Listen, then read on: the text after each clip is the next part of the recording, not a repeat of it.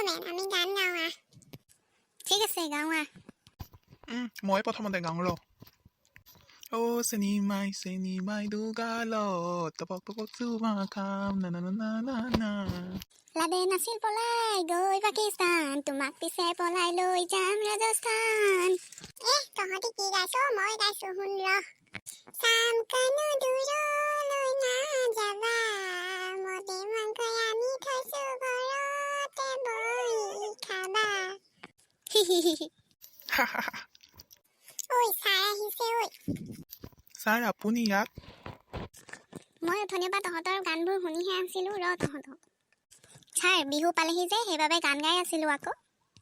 সেইবোৰ তহঁতৰ মোৰতো গান গাইছ হা বুৰ্বকত কচোন বাৰু বিহু কেইটা ছাৰ বিহু 6টা আকৌ ছাৰে নিজেই নাজানে যে সেইবাবে আমাকে সুধিছে আৰু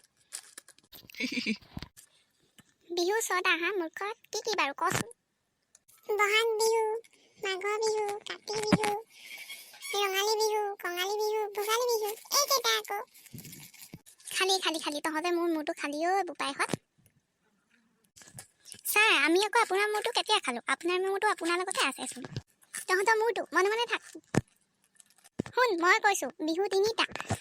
বহাগ বিহু কাতি বিহু মাঘ বিহু বহাগ বিহুক ৰঙালী বিহু বুলি কয় কাতি বিহুক কঙালী বিহু বুলি কয় মাঘ বিহুক ভোগালী বিহু বুলি কয় এতিয়া গম পালি নে তহঁতি সেইটোহে কথা নি আমি আকৌ 6টা বুলি ভাবিছিলোঁ বাৰু ৰমেন তই কচোন মানুহৰ বিষয়ে অলপমান মানে ছাৰ কেনেকে যেনেকে গৰুৰ বিষয়ে ৰচনা লিখ তেনেকেই মানুহৰ বিষয়ে মানুহৰ কি কি আছে কি খায় সেইবোৰকে কচোন ঐ মইতো গৰুৰ বিষয়েহে ৰচনা চাইছিলোঁ হ'ব দে গৰুৰ ঠাইত মানুহ শব্দটো লগাই দে সেইটোকে কৰ